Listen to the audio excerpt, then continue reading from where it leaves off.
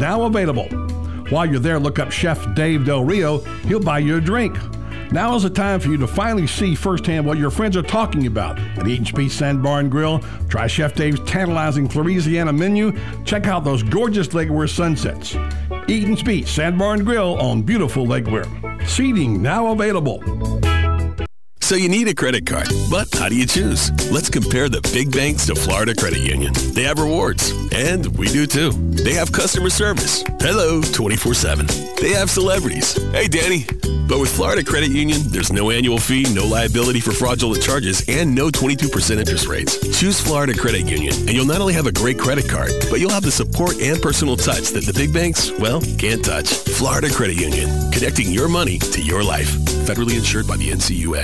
Hey, Matt, I know Sunrise Automotive does auto stuff, but I need some tires for my truck. Can you recommend someone? Yes, I can. We do that. No, I mean, I need them installed and balanced and all that. Yep, we do that. Well, my son needed his windows tinted. Yep, we do that. I need my seat replaced. Yep, we do that too. I need a new roof line, and a new spoiler, and a new trunk. We can even do that too. Okay, I get it. I suppose you can also do a radio show too, huh? Well, as a matter of fact, join me every Monday at 10 for auto repair with personal care here on The Source.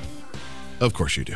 All right, 12 minutes before 8 o'clock. Thank you for tuning in. What is today? Today's Thursday morning, of course. The 2nd of July. Second day of July. All right, so I've got a little story I want to share with you. I got to find out the name of this company. Oh, Heart Bandits. That is what it was called. Oh, The Heart Bandits. Okay. Oh, okay. All right, so this agency contacted us. And they are called the Heart Bandits, and we looked them up, and they've been on Good Morning America. They've been on CNN. Oh, I'm looking for the list of them here. Somewhere on here I had this list. But anyway, so this is a company, an agency. This is an agency that gets. I guess this is people who want to propose to somebody, marriage.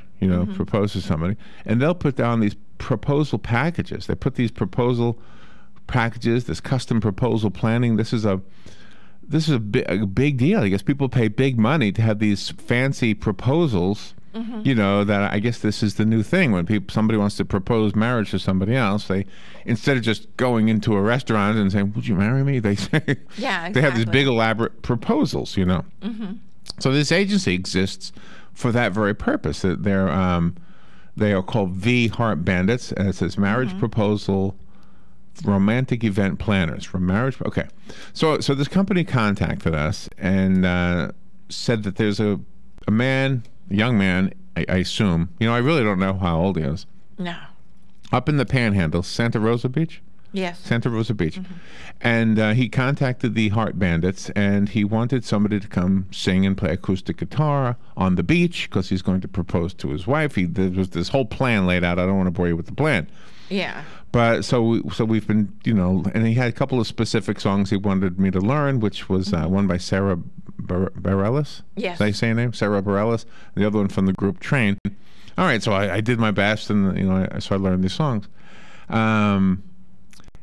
And that's all there is to that story. But it led me down this little rabbit hole of stuff when I was looking at it, and so I found this stuff about weddings, okay? And I thought this was interesting stuff.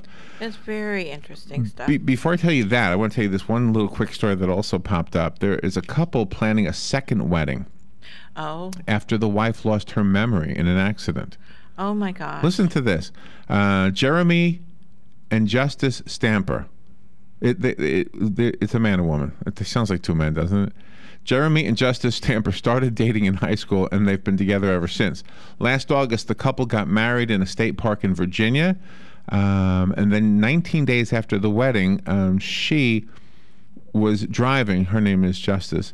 She was driving to meet up with her husband when her car was struck from behind, and she suffered multiple injuries. Oh. She had countless hours of therapy. The newlywed is doing well. They're both doing well.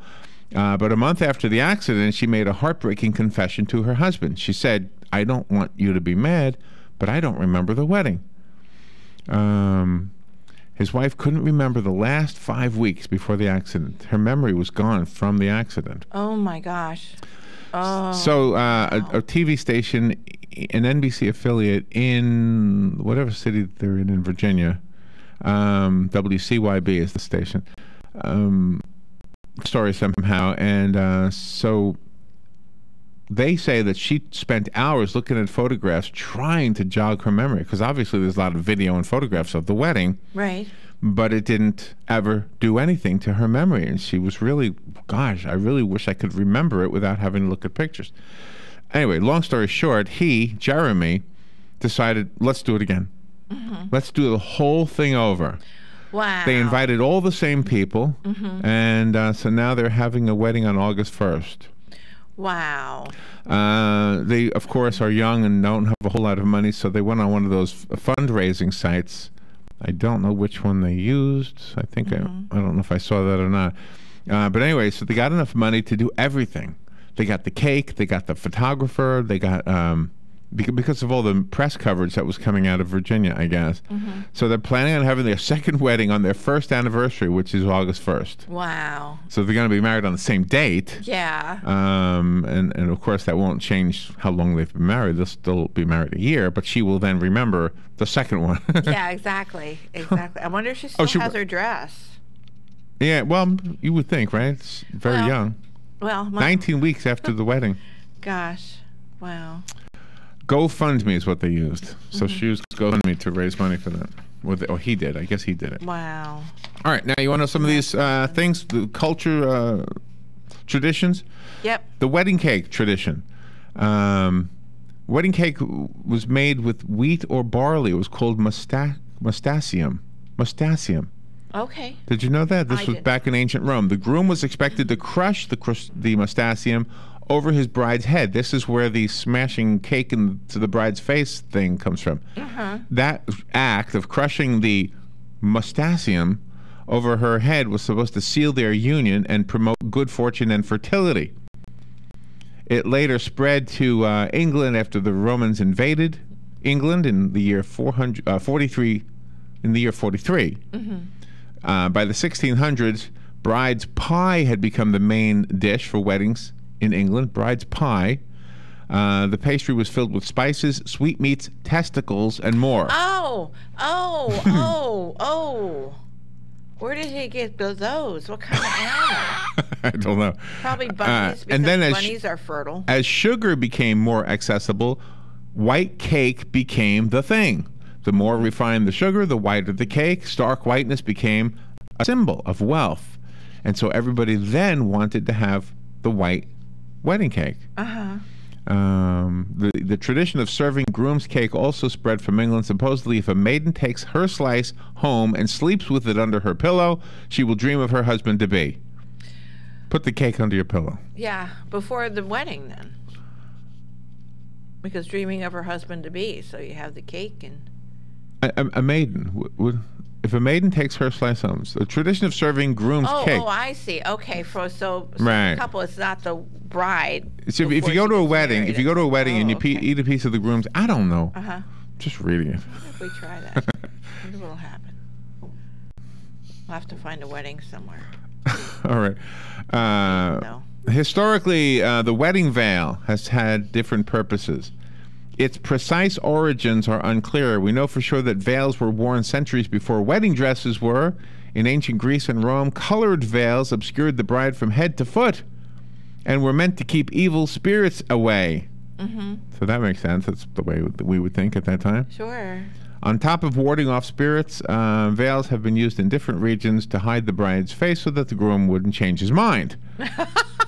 Especially if it was an arranged marriage. Yeah, I believe that.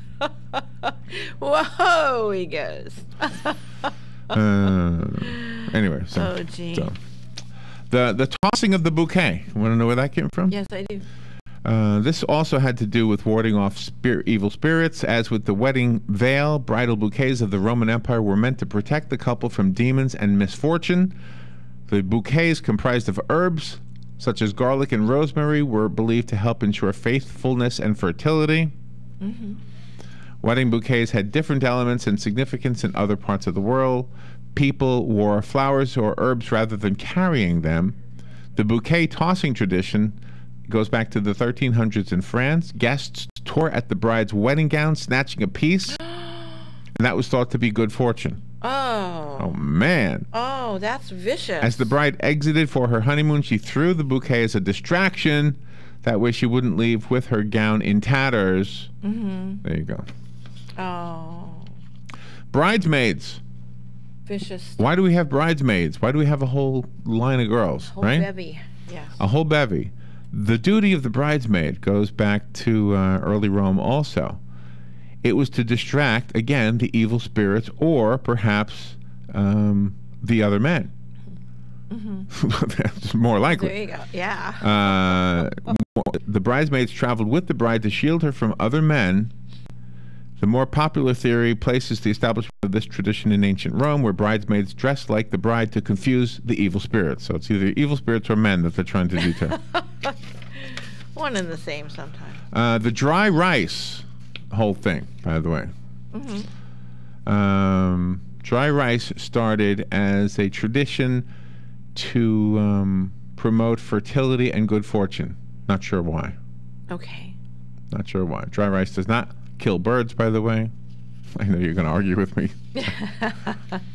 But I'll tell you this. I know that janitors don't like rice at a wedding because when it gets wet, it's hard to clean up off the sidewalk. Yeah, it is. Birds eat is a lot easier because the birds do it for you. Yeah. The garter belt toss. Yes. This originated in the 14th century in Europe. It started when portions of bridal attire were viewed as lucky. The same reason the bouquet had to be thrown, remember? Wedding guests started to become unruly and grabbed the garter right off the bride's leg. Of course they did. Women avoided the problem by simply tossing the garter to the men. Out of respect for the bride and her dignity, the husband assumed the role and began tossing her garter himself. Yeah. That's right, because she's and him are one, you know. The father giving away the bride. He walks her down the aisle. I know you know the whole thing. The tradition, it's a major part of weddings. It's viewed as a way for a father to confirm his blessing of the union about to happen. Yeah. Sad when that doesn't. Same thing. Wow. So the tradition is still the same as it is. That's one of the few things that is still for the same reason. Yeah, yeah. It's very important if you're getting. The role of the best man is to be an accomplice. Because back in biblical days, Benjamites would kidnap their wives. So the best man is there to to protect them. I got a woman in my mind. I'm thinking, well, let me help you. Let me help you get that lady. I can help you. Yeah. And this last one I never heard of, hand fasting, where the bride and the groom tie their wrists together. Have you ever heard of this? No. I never heard of this either. And what happens or doesn't happen? It's let's see. The tradition is observed today in parts of the world. It's considered a pagan ritual. It's a recognition of the validity of the marriage. Hand fasting. All right, we'll be right back for what it's worth. Broadcasting from the Paddock Mall Studios. This is WOCA, Ocala, Gainesville, The Villages, 1370 AM, 96.3 FM, The Source. Fox News Radio, I'm Lillian Wu. The high price of airline seats under scrutiny by the Justice Department, which has launched an investigation into whether airlines are colluding with each other. The trade group Airlines for America denies price scheming, saying the airlines compete vigorously every day and that consumers set the prices. Fox Radio's Rachel Sutherland. An evacuation underway in Tennessee after at least one train car carrying toxic gas derails, catches fire. Authorities say people may need to stay away for up to 48 hours. And an investigation underway after a man is killed by a robot in a factory in Germany. The 22-year-old man was setting up the robot when it grabbed him and crushed him against a metal